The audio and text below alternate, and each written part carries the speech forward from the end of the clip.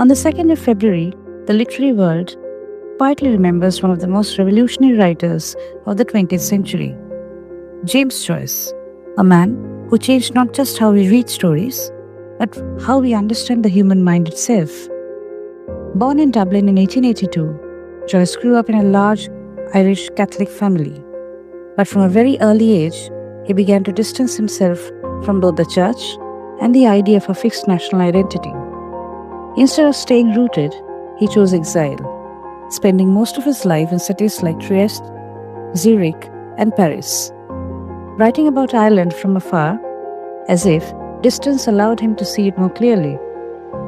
Despite financial struggles, failing eyesight, and a constant movement across Europe, Joyce continued to write with extraordinary ambition. His works were often controversial, misunderstood, and even banned. But today, they are considered among the most important achievements in modern literature. What makes Joyce truly unique is not just what he wrote, but how he wrote it. He was not interested in telling simple stories. He wanted to capture the flow of human thought itself, the way the mind moves, jumps, remembers, imagines, and drifts without warning. His early work, Dubliners, may seem straightforward at first, but it is built around a powerful idea which he called epiphany, those quiet, sudden moments of realization that reveal something deeper about life. These are not dramatic events, but small, almost invisible shifts in awareness.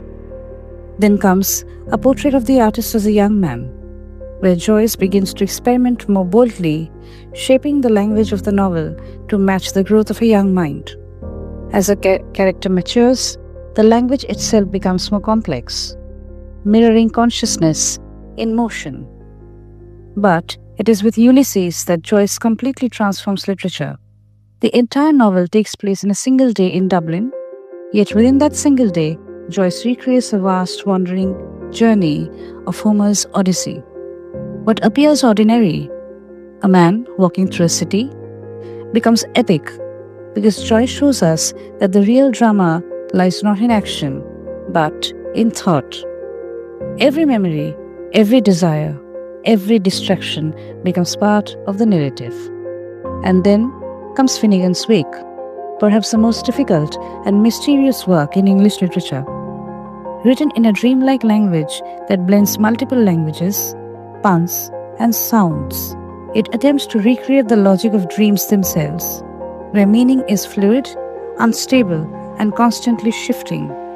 It is less a novel than an experience, something to be entered rather than simply understood. There are also lesser-known facts about Joyce that reveal the man behind these innovations. He had severe problems with his eyesight and underwent multiple eye surgeries without his life often writing in great pain. He was deeply devoted to his partner, Nora Barnacle, who inspired many of his most famous works, and it is said that the date on which Ulysses takes place, June 16th, known today as Bloomsday, commemorates their first outing together. Joyce also believed that if Dublin was ever destroyed, it could be rebuilt from the pages of his books. Such was the precision of his memory, and such was his commitment to capturing the life of a city in all its detail. What ultimately takes place in James Joyce's narrative is extraordinary, and it is that he refused to accept the limits of language. He believed that literature could do more than tell stories.